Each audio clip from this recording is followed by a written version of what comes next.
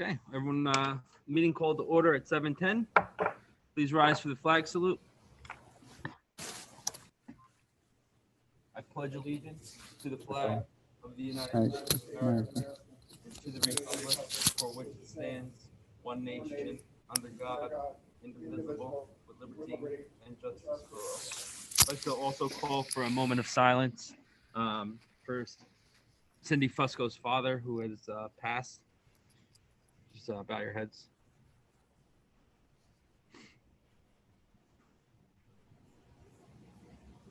Okay, thank you.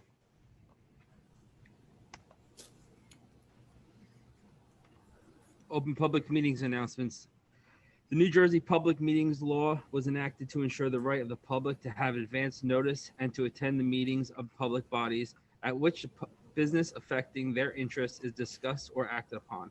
In accordance with these provisions, the Act of Passaic County, Manchester Regional High School Board of Education has caused notice of the meeting to be published in the North Jersey Herald News, the board's official newspaper, on January 14th of 2021.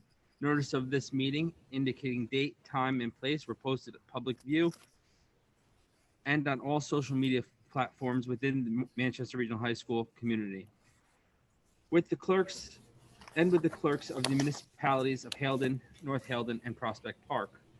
Now be it resolved that this virtual/in-person Board of Education meeting be recorded. Public comments for in-person and virtual meetings will be conducted in the following manner. Written comments may be sent via email or written letter addressed to the board secretary and must be received by 10 a.m. the day of the meeting.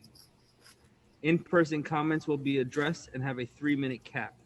Remote comments will be addressed when the public participants use the raise hand feature. Please view the standard of conducts for all public participation posted under the Board of Education on our website. Mr. Sarapia, roll call, please. Miss Arrett. Present.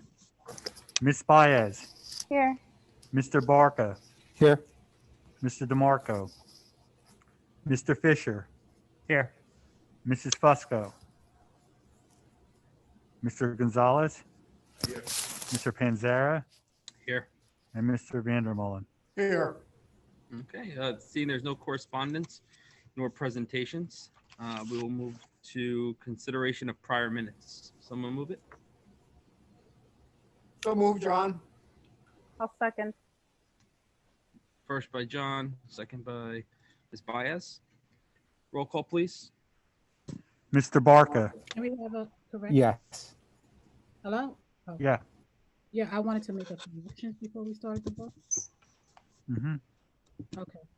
I wanted to add, or it says Ms. Arick would like to consider consideration of be given to the staff a full-time, part-time parent coordinator, more programs for students. Really need to discuss capital project. And then I also wanted to add that I did say that I wanted to consider tax relief for our taxpayers, and wasn't agreeable to any type of tax increase in regards to the field or anything like that we needed further discussion in regards to that. So that wasn't noted. I just wanted to make sure that was added. Did anybody catch that end? I trailed off. She wanted to make sure that's added.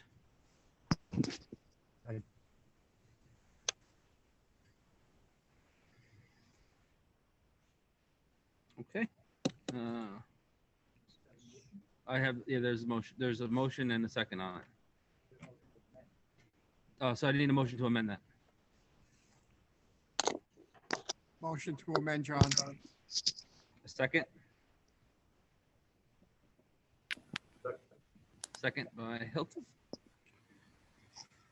Okay, roll call. Mr. Barca. Yes. Miss Baez. Yes. Miss Arrett. Yes. Mr. Fisher. Abstain. Mr. Gonzalez. Mr. Vandermolen. Yes. and Mr. Panzera. Yes. At this time, I'll take a motion to open the floor to the public regarding, You didn't, Agenda you items didn't on- adopt the minutes yet. oh, okay, oh, sorry. I'll take a motion to adopt the minutes with changes. Well, it's already been moved by Mr. Vandermolen and Ms. Baez. Okay, so then I'll just, another roll call then? Mr. Barca, Yes. Ms. Baez, Yes. Ms. Eric, Yes. Mr. Fisher, Abstain. Mr. Gonzalez, Mr. Vandermolen, Yes. and Mr. Panzera. Yes.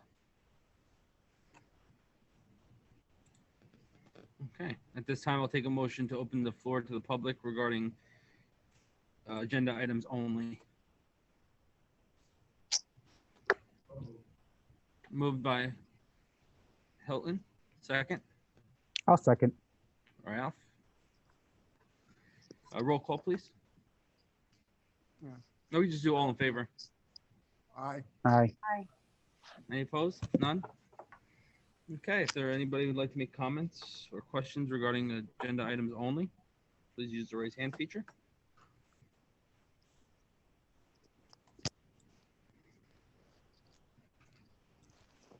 You got anything, Ralph? Pat? I haven't received anything at this time. Okay, I'll take a motion to close. Motion to close, John. I have a second. I'll second. Second by Mr. Barca. At this time, committee reports. Let's give a brief report. Just wanted to publicly say thank you to our janitorial staff for doing a wonderful job keeping the grounds snow off the ground and on the sides, pushed to the sides of the road. I did drive past during both storms, and they really did a phenomenal job. And they definitely should be recognized for the hard work that they put in. So thank you guys very much. At this time, I'll call on our student representative. Are they here? Yeah, hi, can you hear me? Hey, Christian, how are you? I'm doing good. All right, you have the floor. With the recent hybrid reopening of the school building, the student council is looking forward to brainstorm and plan some virtual events in the near future. But recently, some of the students have gotten a lot of college acceptances, so I'm going to go over that. Congrats to our treasurer, Ariana Sosa, for her acceptances to Drew University, William Patterson, Rider University, Fairleigh Dickinson University, Caldwell, Monmouth, and Penn State. And finally, congrats to our vice president for committing to the University of Pennsylvania. And that's it. Thank you. Congratulations, guys. Wonderful achievements.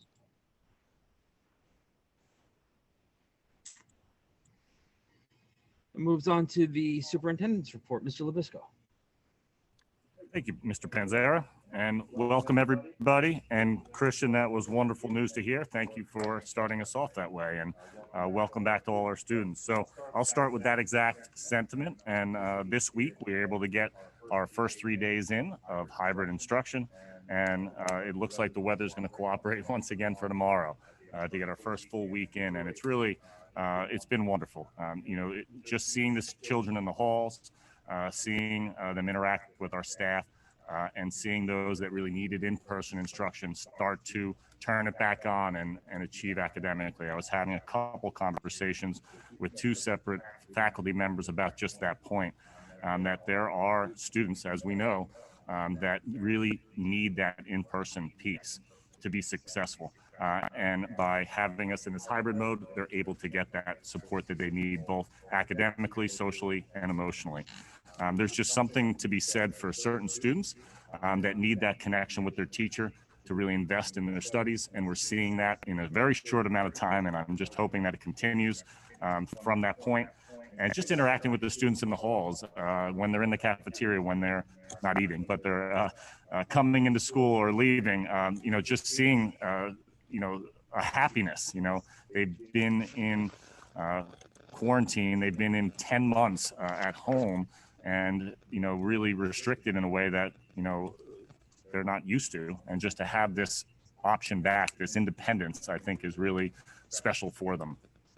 So with that said, we spoke about this last time, but all the rooms are equipped with air purifiers and either a desk or a rolling shield.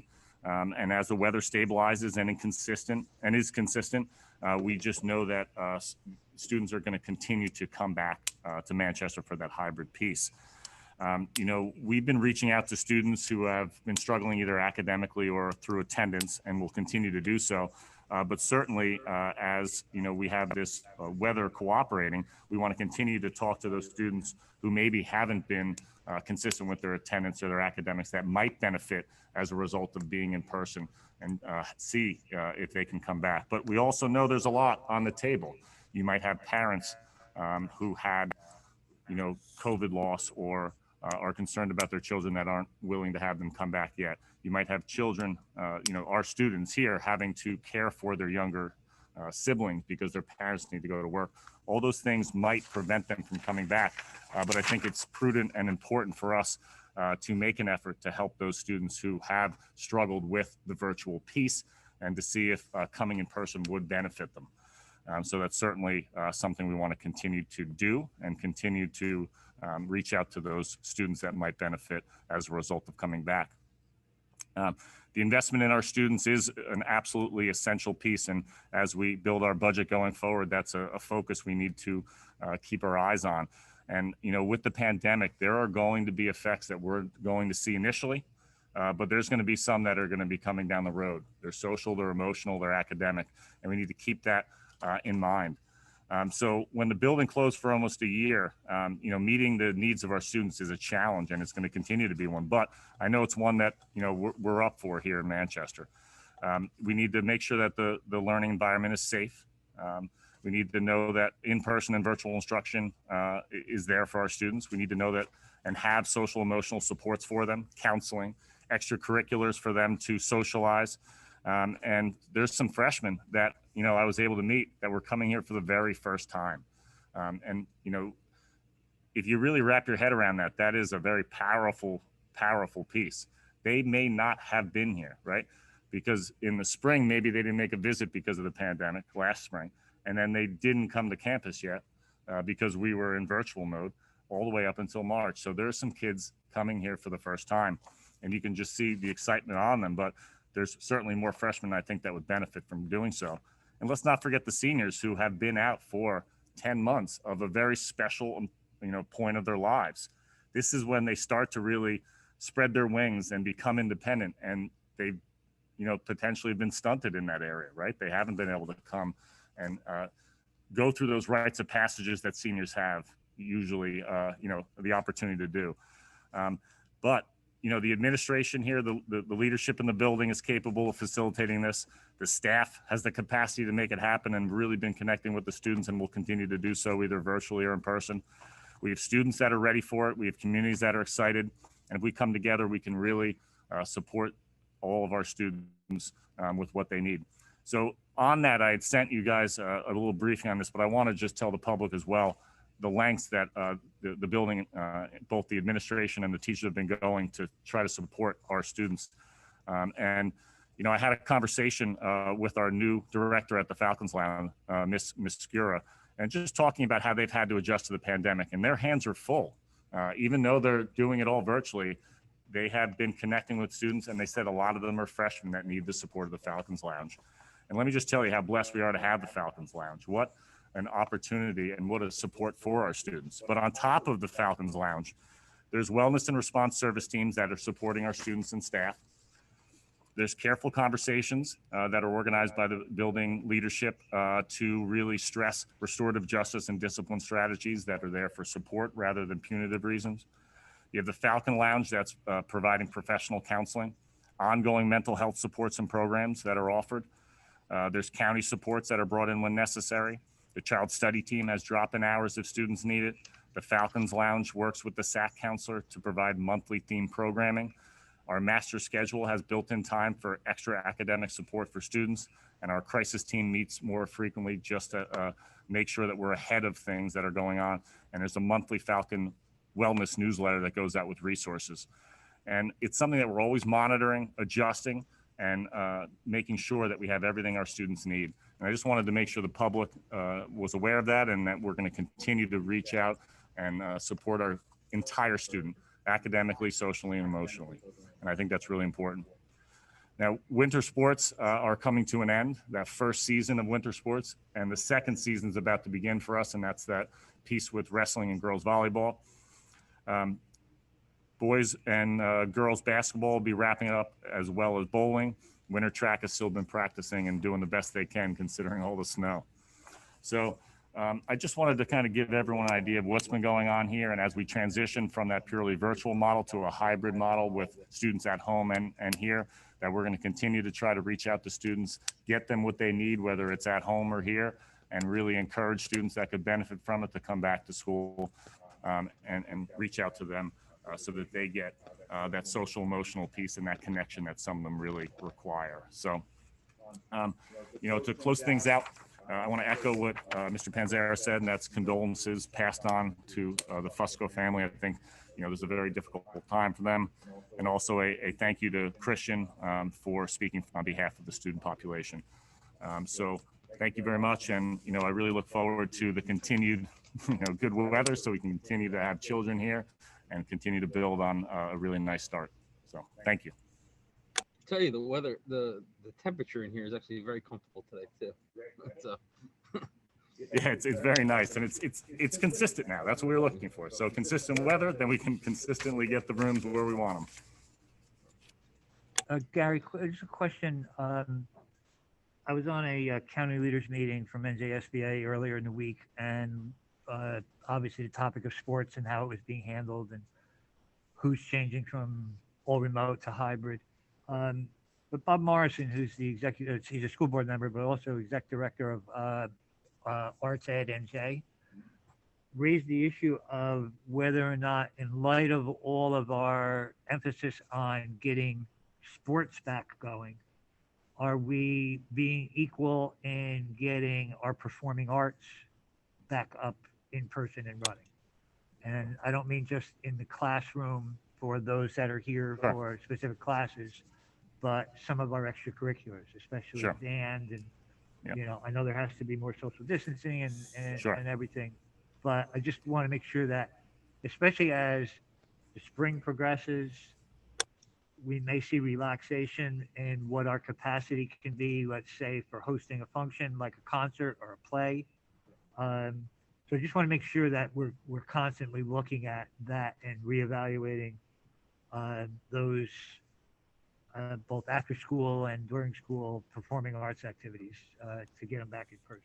Sure. So I didn't want to speak to them yet because we didn't have a finished product, but Mr. Coviello and the leadership of the building has been reaching out and reorganizing and establishing procedures to allow for certain things to reopen and to start dipping our toe into getting those types of clubs and activities back up on their feet and going, and certainly exploring the possibility and what capabilities we have in a safe manner to go with performing arts. So all those are being explored. They're just not ready yet to launch. But those conversations, either the meeting was yesterday or it's coming up next week with all of the advisors and giving them guidelines to get back up and running.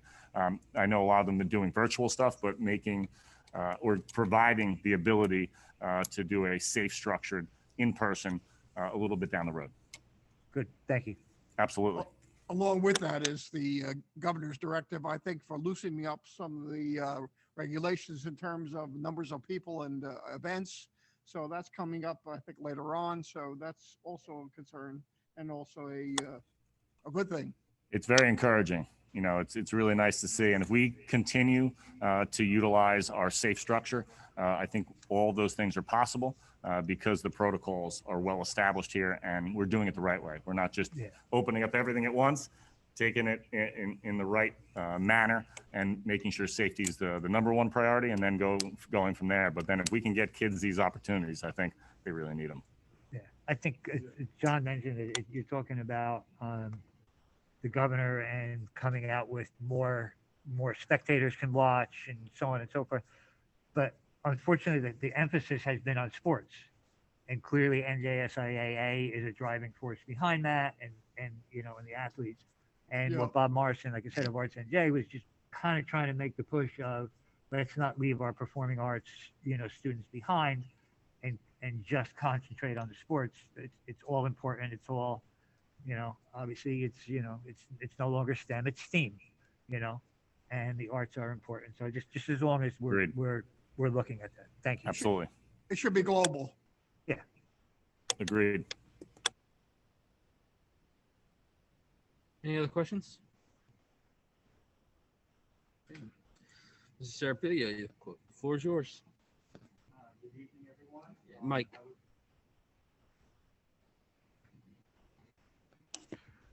All right. Good evening, everyone. I would also like to thank the custodial staff for both clearing the snow as well as handling all the issues we've had with the reopening. And then really on top of that, they're also working diligently getting the weight room painted, getting that work done, which is really a lot of work. So I really want to thank them. I'd also like to offer my condolences to the Fusco family. On the agenda tonight, we just had two resolutions that I wanted to go over. One of them is for CDW. It's for a purchase of the computer. That is actually going to be for the audiovisual equipment that we're going to be looking to install in the fitness center. We also, it was a late addition, but we were able to get our January reports done, all our financial reports, which we are looking for board approval on tonight. Other items that I wanted to touch on, the sign was fixed. I don't know if you guys noticed it.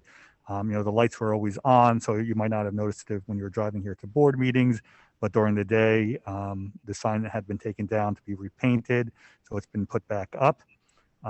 We are progressing very well with the computer lab and the weight room. We actually had all three police departments, or two of the police departments came in to look at our innovation center equipment. Not innovation, I'm sorry, fitness center equipment. And unfortunately, they were not interested in any of that equipment. So, while we were looking to donate it to, one of the three towns or all three of the towns, we won't be able to do that. We can look at potentially selling the equipment. We're going to look at that, but worst case scenario, the vendor that is coming to install, or not install, but rather that is bringing the fitness center equipment has offered to take that equipment away.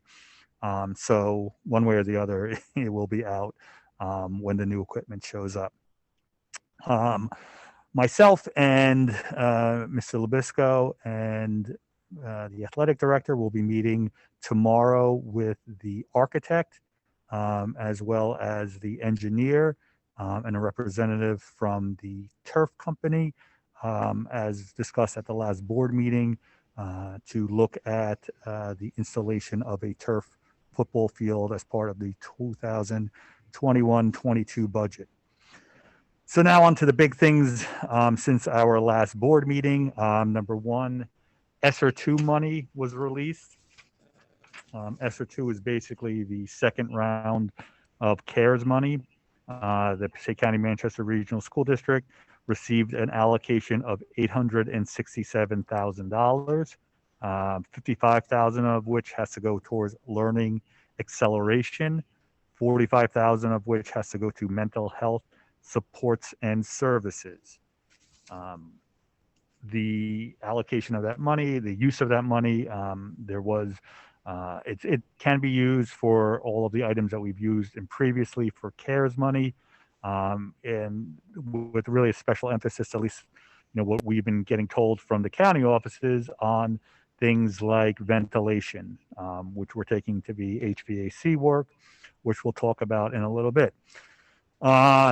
On Tuesday, there was the budget address by the governor's office, where he stated that we would have an increase in state aid. We got the notification about what the increase in state aid was today. The Manchester Regional High School is going to see an increase in state aid of $1.5 million, which is really great for us. Maybe half or a little bit more of that money is going to be utilized to close up the budget holes that were present in the budget while we were putting it together. And those holes that were in the budget were strictly just to keep the programs as is.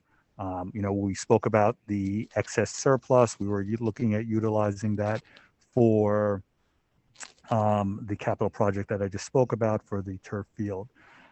So in addition, with the extra money, I want to say we have about $500,000 or so to play with, and the board can certainly decide which direction that it wants to go in.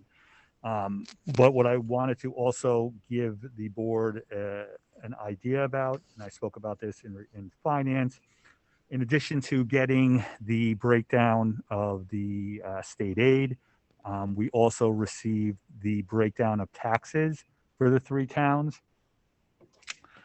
And in the 2020-21 budget year, Haledon Borough paid about 48% of the taxes. North Haledon was at 21%, and Prospect Park was about 30.6%.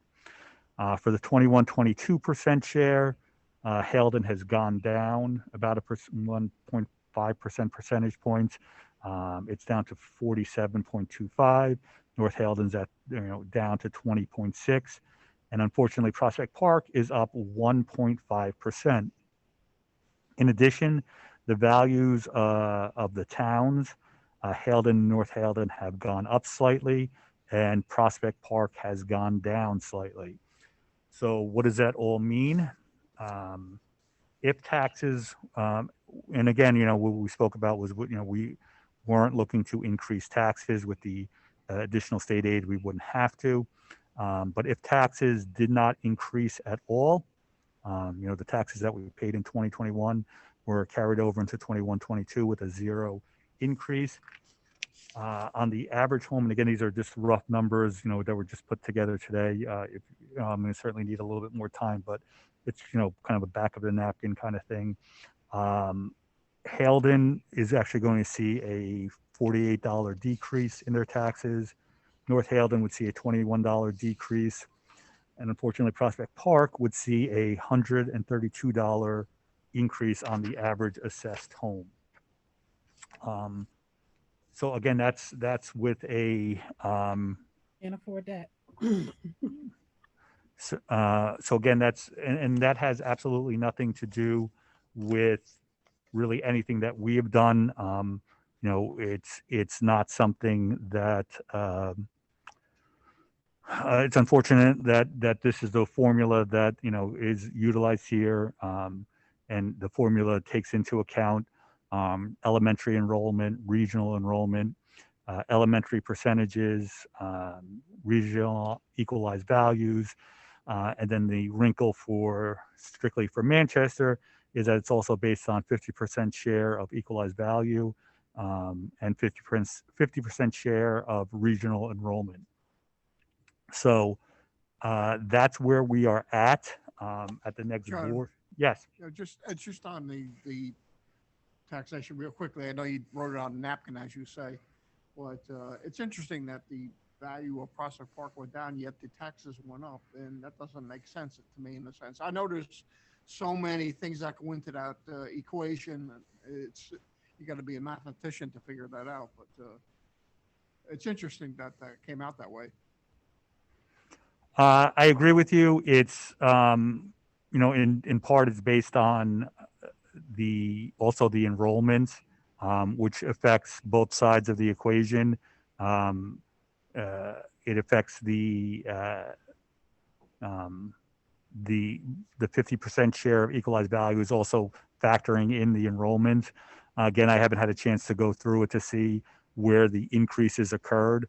But it's also, while the net value of the town may have decreased, the equalized value may have increased. Those two numbers don't necessarily correspond. So that might be part of the other issue with it. However, like I said, I would guess it's mostly due to enrollment. Usually that's the bigger driver for Prospect Park. And on all three towns, you got to remember, John Vandermolen, that formula that John is describing totally ignores our tuition students at Vo-Tech. It strictly is driven by the number of students that a town sends here. And that affects, as John said, both sides of the equation.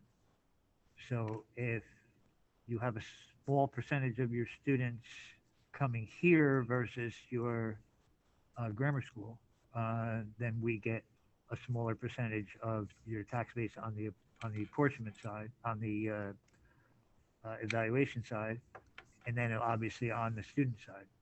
So there's major inequities amongst the three towns of how many kids come here and how many go to tech, and unfortunately, that's part of what's driving it. Yep. I think though, with the tremendous influx of state aid this year, as you say, 1.5 million. I know if you had talking tax relief with that kind of money, would be across the board. So obviously Haledon, North Haledon would get greater tax relief. Of course, you can't just do it to one town. It has to be across the board, correct?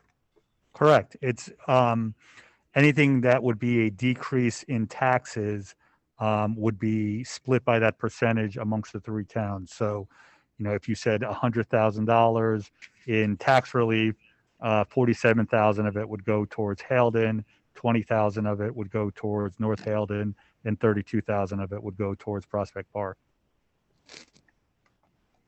It's early yet, but Yeah, any type we of. got time to sharpen our pencils, right? Yeah, I think so. I'm hoping so. Yeah. Thank you for Bridget? No, I said I totally agree that we should sharpen our pencils, and during these particular times, any type of increase, is one that we're saying $100, but that's $100 that's like a week's or It's growth. $11 $11 a month. If you have it, but that's again, $11 a month. if you don't have a job, that helps. That's a lot.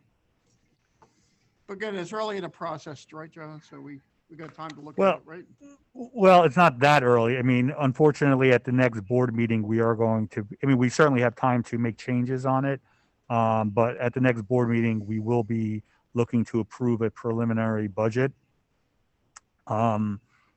So we will be, presenting something to the board, and I guess we're certainly looking for some clarification. I mean, I understand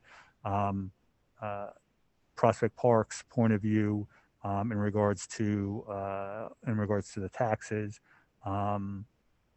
Like I said, I really just need again, we ran the numbers to have Prospect Park not have any tax increase. We would require a tax cut of over $500,000. No, and that's not realistic. We know that. So, and I think this is what, brings up another conversation about, building a strategy of how we can make Manchester as best as possible to start attracting those kids, right? So that's the big issue, right? We're losing kids to the parochials or the county school. So it's, we've been talking about it for about a year now, but now it, this is it. We're talking, $500,000 just to basically break even for one of the towns to break even. So it's time to invest in our school. It's time to build a strategy to get these kids back here, not back here, or future kids to the school rather than having options. So The stark reality of this, though, is in the sense, though, if we're going to go forward with a project as large as the field, which is a very expensive project, you'll have at the same point, one town being hit by, considerable tax increase. So it'd be hard to balance that and selling that to the public. Well, maybe today, but we have to look down the road as well, right? Right. Maybe that might be a situation of today, but maybe tomorrow, as soon as next year, that could change, right? Right. So, like I said, we need to invest in our infrastructure. If we don't invest in our infrastructure, it's going to crumble, just like anything else. Okay. Any other questions? John, are you done with your report? Yes. John, so what's the next the process in the budget? You got drafts, you're going to release the summary to the board at some point then? Yeah, given that we now have the regional breakdown, because again, releasing the budget without the board members knowing the tax impact for each of their towns wouldn't have made a lot of sense. Now that we have that information, what we'll be able to do is create the budget book and then go forward with making like I said, the budget presentations at the next board meeting, as well as putting forth the resolution to the board for the preliminary budget. Again, that does not necessarily mean that things can't change either the night of the meeting or up into and including the final budget presentation, which is, I believe, at the end of April or beginning of May. However, there is certain timeframes that we have to adhere to. There are certain resolutions that we just have to get done, and this would be one of them. John, quick question. On the 1.5 increase in state aid, you said $500,000 would just be used to fill the budget holes. No, it's the budget holes were something along the lines of $800,000 to $900,000. Okay. Does that include the PCTI increase? Yes, Yes. Okay. So you have a $500,000 cushion, correct. which is undesignated at this point, Plus other increases, so that's your 800 or 900, and then And hopefully they don't take anything back either, the state. no. The only thing I'm saying is that depending on what you're going to do with the tax issue, I just want to make sure that we're prepared. With last year's budget, pre-pandemic, we were looking at additional staffing in order to increase our science labs, and that's again, I think we're all going to assume that we're going to have 800 kids in the building in September, and we have to. So we were looking at being able to increase our lab periods by bringing in other staff to be able to release that. I believe it was phys ed staff. We had some other staff requests that we were going to have in the budget, and then all of that got dropped out because of the pandemic. I just want to make sure, as Ralph was saying, we're making a big infrastructure investment. I want to make sure that we're also making an academic investment, and I just want to make sure that Gary, you work in your team, and John Coviello, and you all, and the rest of the administration work with John, and I guess the word is fight like hell for what you feel you need academically for the building, and give us some options. Absolutely. I know we lost a lot last year. We had a lot. The plan looked great. We were going to make some major academic gains by those science labs and other programs. Is that teachers? Yeah, we had a couple of other teachers, and I think in science and in a couple of other areas, and that all had to be put by the wayside once everything the money hurt, got hurt, and One point to make, and the money looks great. I'm glad the governor did include a major increase in education, which is always good for everybody throughout the state, whatever district you're in. But it may not be lasting since it is an election year. Let's remember that, and that makes a difference. Sure. With any kind of tax relief programs as well as new monies, and that's going to happen, but it may not reoccur next year.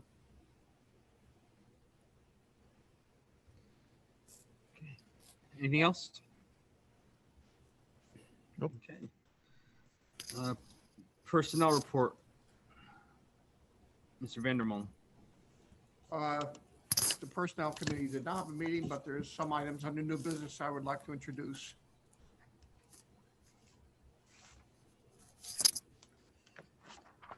Finance, Mr. Barker. Okay, excuse me. The Finance Committee met this evening. As Mr. Serpiglia mentioned earlier, we discussed the budget, our agenda items, as well as what he just mentioned about state aid and our options about that. So we wrapped up the meeting about 6:55. Thank you. Education report, Ms. Eric. The education, we met, can you hear me? Yep. Okay, I want to make sure. We met at 6:30, ended, 7 o'clock. We met in regards to the agenda item. We also talked about why so many policy changes are on the agenda, that the company flagged a certain policy that needs to be updated. The verbiage needs to be updated in particular policies. That's why, and those are on the agenda items. We also did pre-schedule a tentative schedule to put on our schedule, on our agenda, the superintendent evaluation, a tutorial for everyone to refresh or also get acquainted with our superintendent evaluation process that's coming up soon.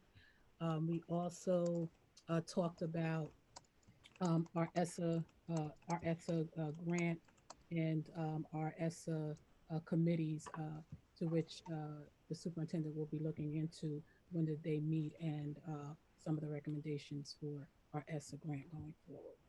And I want to introduce a new item under new business later on. Okay, thank you very much. State and county, Ms. Eric.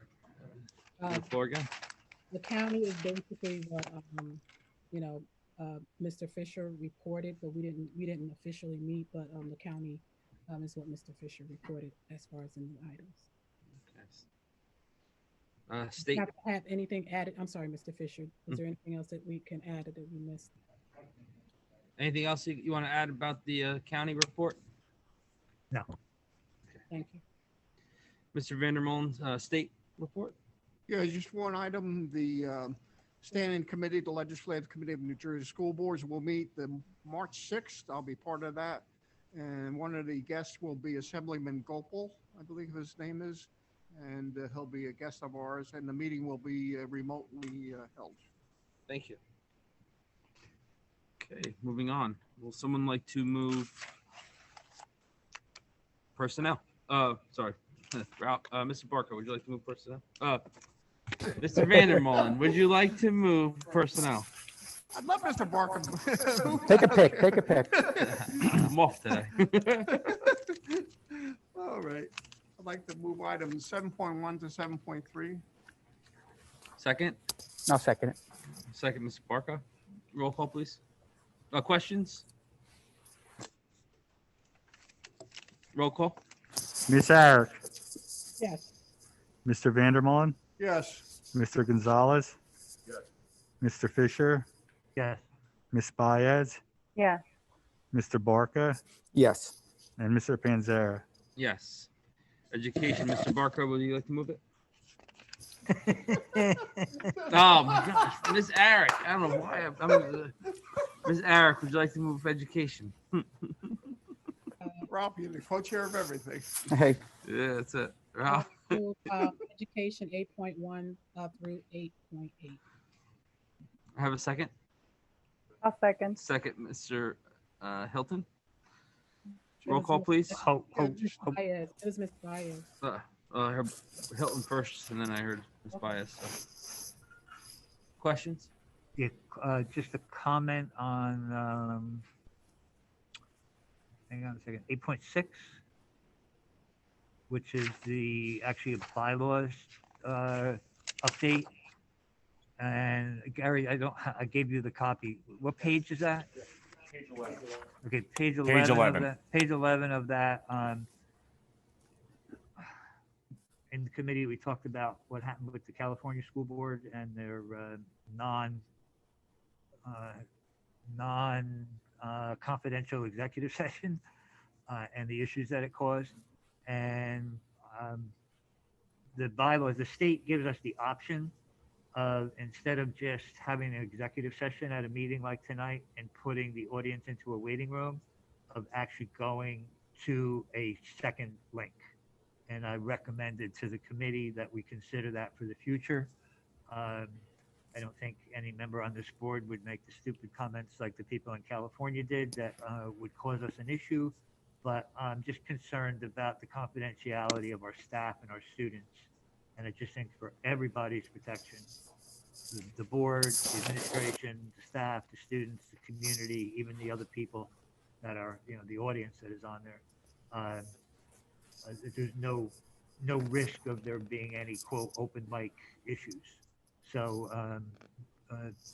Mr. Labisco has already talked to Pat about how to handle that technically, and so I'm just letting everybody know that while we're adopting this, we're going to utilize that one section that's in there that allows us to do it on a secondary link. And I think it pretty much recommends that you do that on a secondary link. Yeah, so we're figuring out what the best option is to Right. have a secure line to do executive sessions. Right. So, I Just apologize. post another Zoom session. Right, and I yeah, apologize. absolutely. That was something that was discussed and agreed upon, that we do need to secure the line. Secure the line. Thank you. Yes. I'll take a roll call, please. Just for Oh. a question, yeah, I guess it's 8.1. I would think it is why, John, did the towns, when you become elected to a governing body, why wasn't it just okay just to say, if you got elected by the governing body, why did it have to name North Haledon, Prospect Park, and Haledon? Why we inserted the names? Be specific. For which one? Which one are you talking about? I guess The it's- one that was highlighted in yellow where it says Yeah. that The removal names of from the towns. board. If- And if you get elected as mayor or member of the governing body of, and it mentioned, they typed in the three Yes. towns. I think that was the way the policy was written by Strauss Esme. Correct. And in most cases, it would just be the Hawthorne Board of Education. It would be the governing body of Hawthorne. Ours has the three Yeah. communities, so it was written in. I kind of also question that, John, because essentially all you have to, I don't know that you need to name them. Okay. No. Esme decided that he wanted to be clear. Be Um, specific. It also Correct. doesn't mention the fact that if you get elected as a freeholder, you can't be a board member. But then it Right. also doesn't elect the fact that if you get elected to any second office, you have to leave the first office. Trust me, I know. But I mean, so I think they're just following guidelines from the state. Okay, thank you.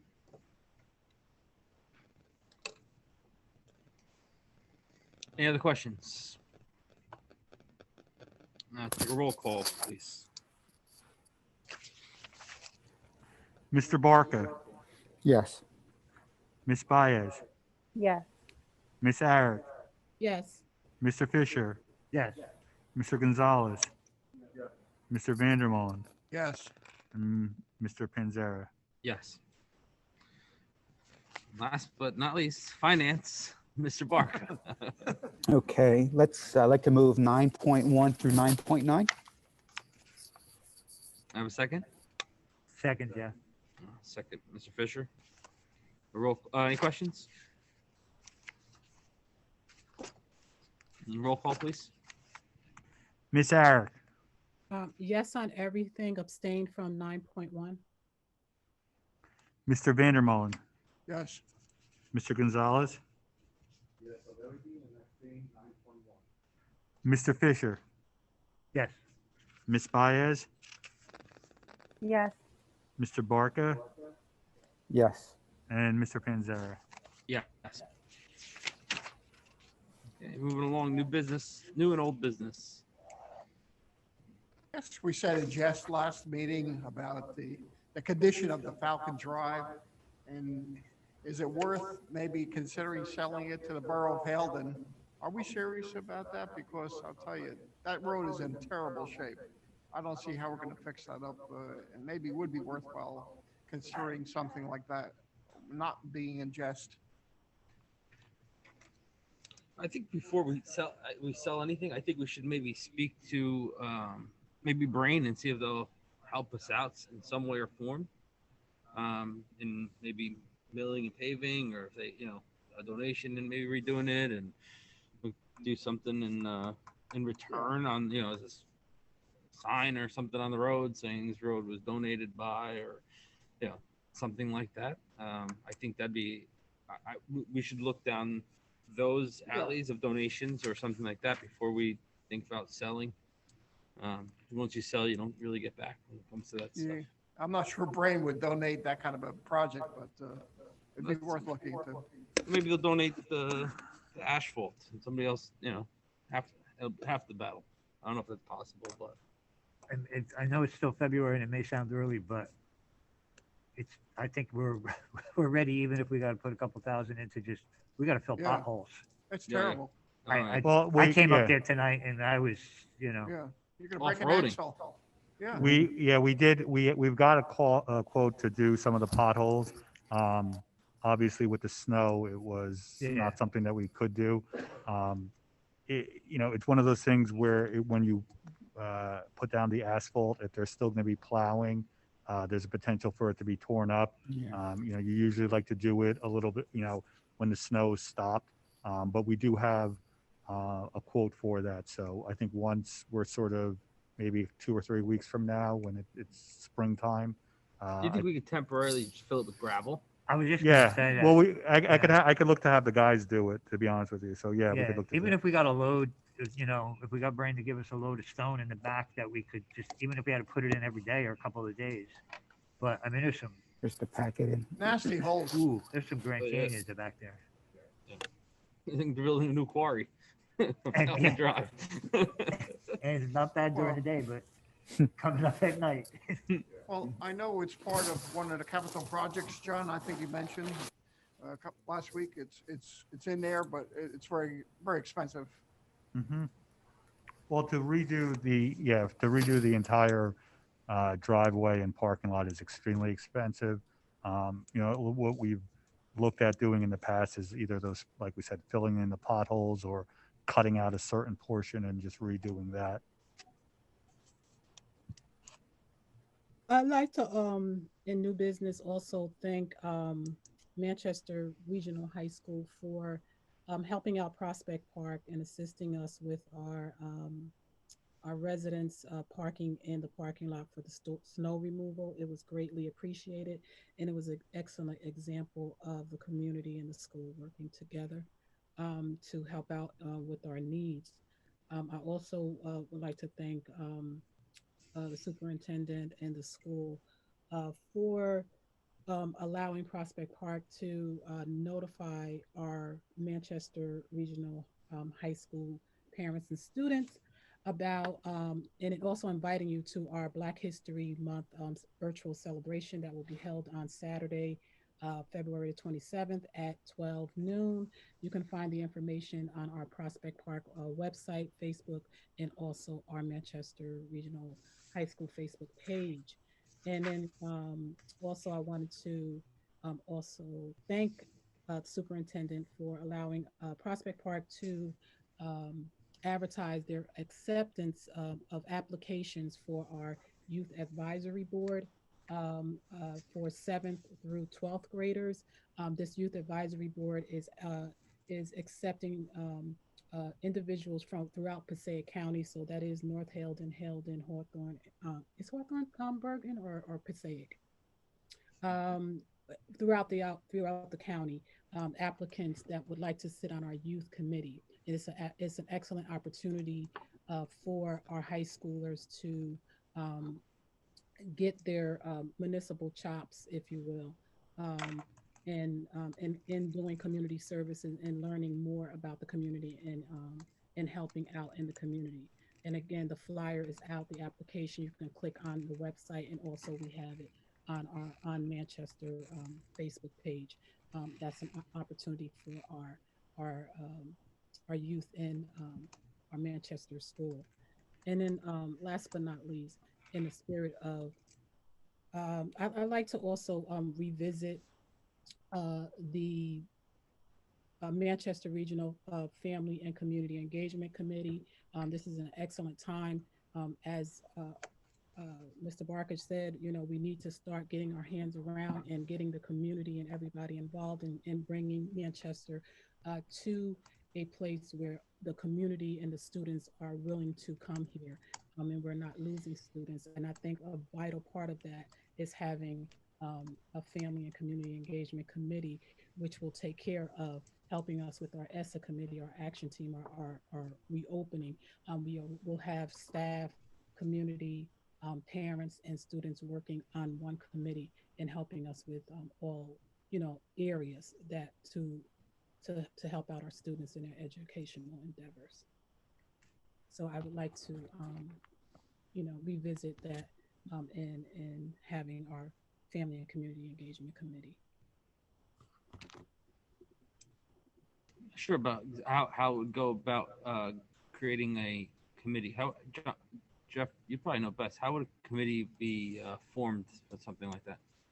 Well, I was to say the board president can do it as an ad hoc committee. If you wanted it to be a permanent committee, it would have to be a policy change.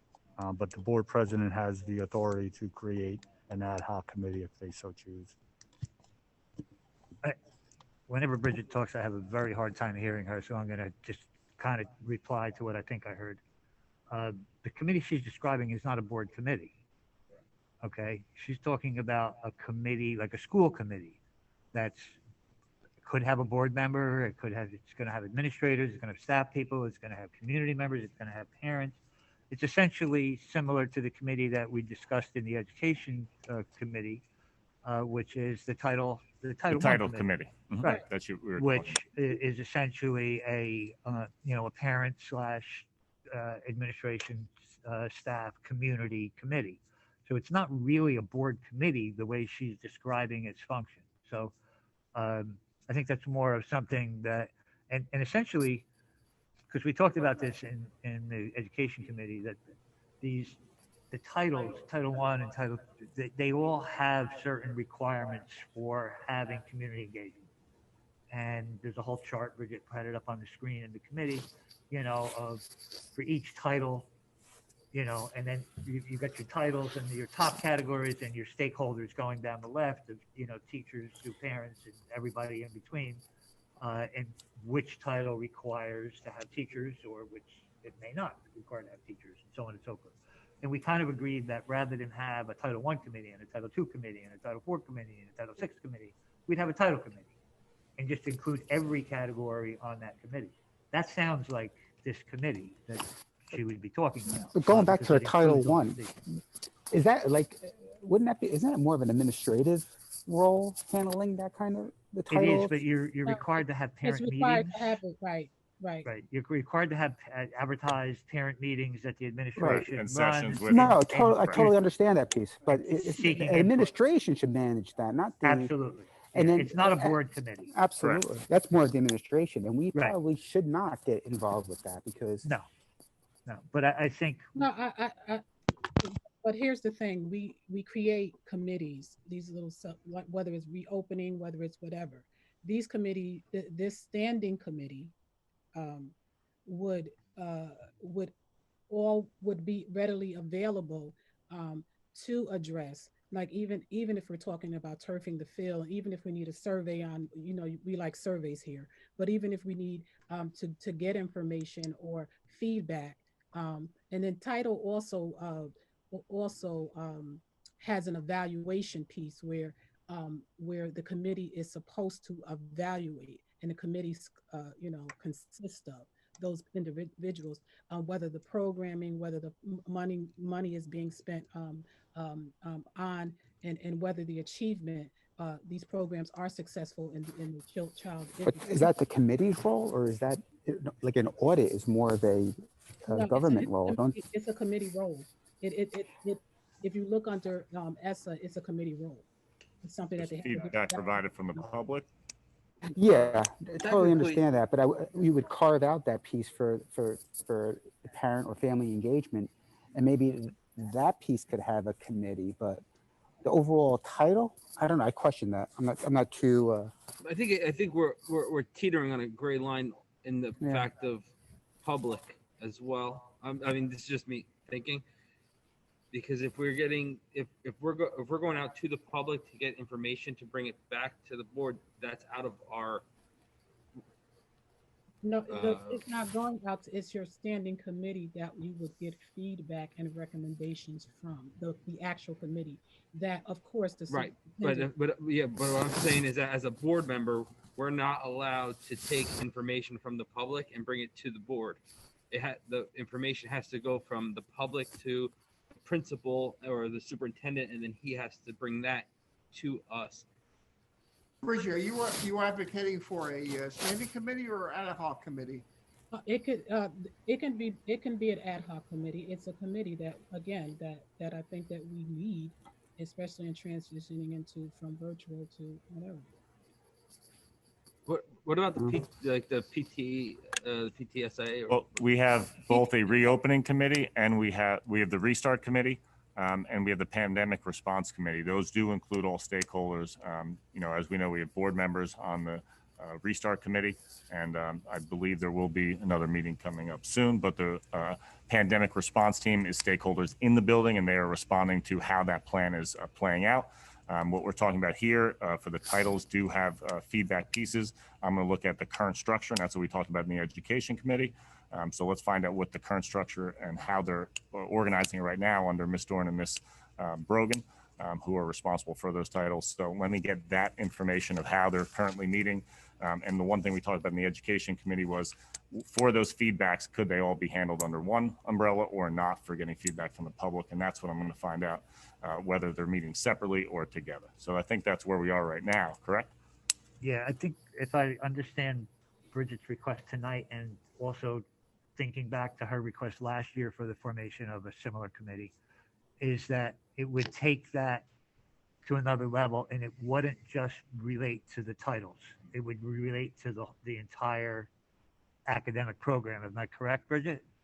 That is correct, and we keep and we're taking a committee and making a committee here, and then they're making it for the reopening or whatever. This particular committee will encompass all of that and address when you need a reopening, to address the reopening, and that's a standing. You have a committee. No, you can't do that.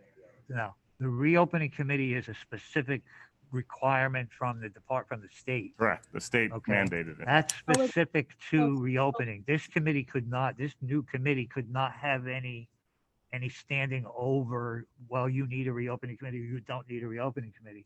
No, that's not what I said. Those committees are set because they're required for us to provide data back to the Department of Ed. Those plans had to be done under regulation.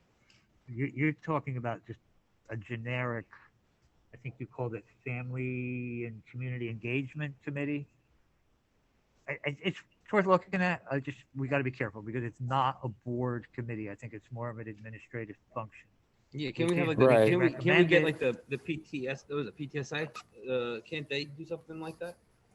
No. Like the Parent Teachers Association. All districts handle it Students? different. I mean, can't they go out like and give us reports and Oh. go out? I mean, they have representatives from all 3 towns. Some towns, some districts do where they have a superintendent's advisory committee, They do. where they bring in, community members, PTSA, this, that, and the other, and they'll meet, every couple of months and get input.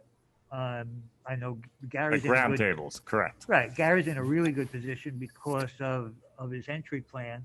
He's met with a ton of stakeholders, police chiefs and mayors.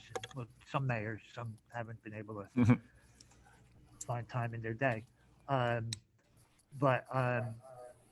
He's in a really good position in that he does have a lot of people that now know him that he can reach out to. They can reach out to him. So I think this is something we should rely on Gary and the administration to come up with something. I agree. Again, as I recommend it is a tool or a resource that Bridget, you have to speak up on, I really can't hear you. I know my think you're the hearing only is one that going, but can hear me. I think you're really, you're the only one that can't hear me. I said, as I said before, I think I had the committee in mind uh, as a resource for, and as I told Gary before, definitely as a resource for him, as you would use for an action team or anything of that nature. And we talked about it extensively.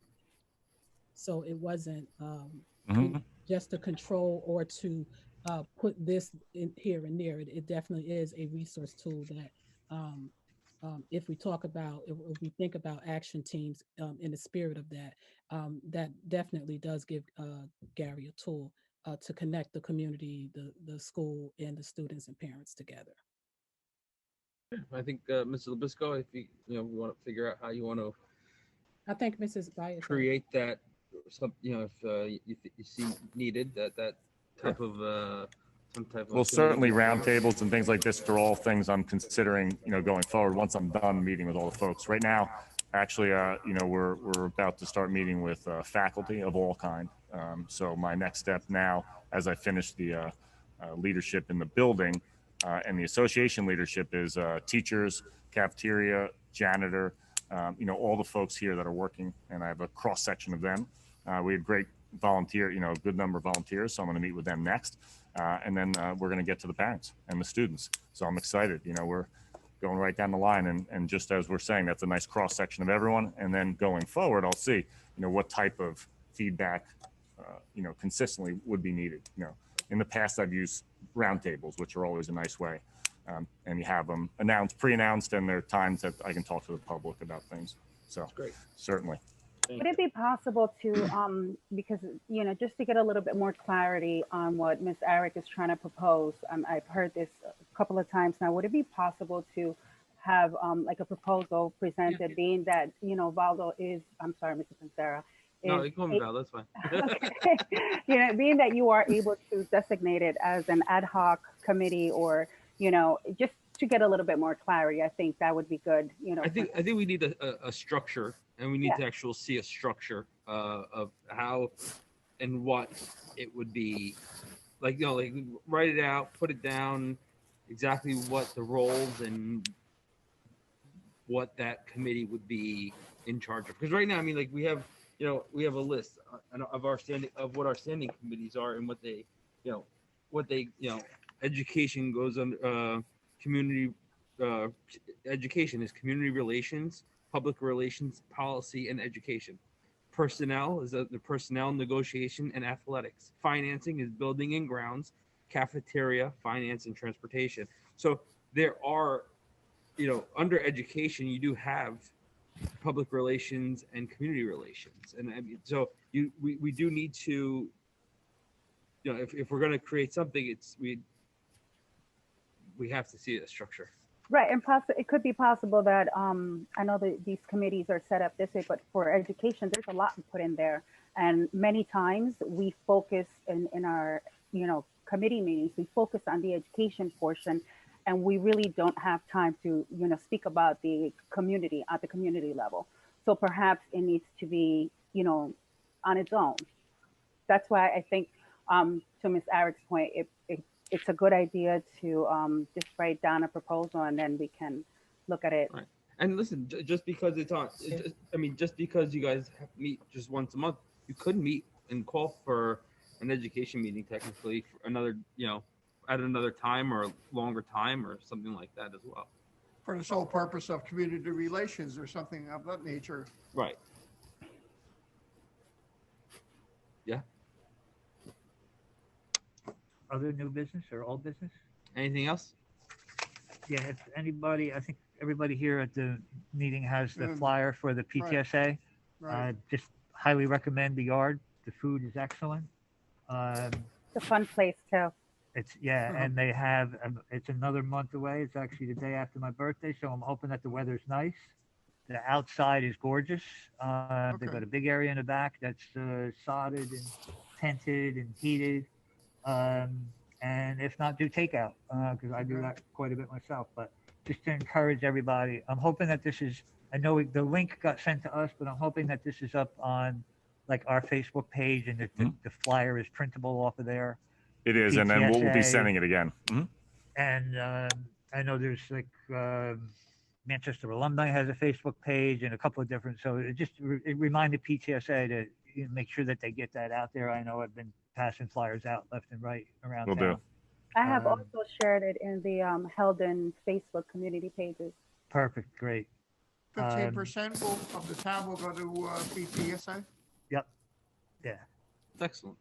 Yeah, So Valdo, Valdo, can you get it with within the North Haven community? yeah, I can post that on. Twitter. Okay, anything else under new or old business? Okay, I'll take a motion to open the floor to the public. So moved. Moved by Jeff, second. Second, Mr. Vandermolen. All in favor? aye. Any Aye. opposed? None? Pat? Do you have anybody from the public wishing to speak? I have not received anything. Okay. Just a reminder, if anyone would like to speak, please use the raise hand feature or type a question in the chat.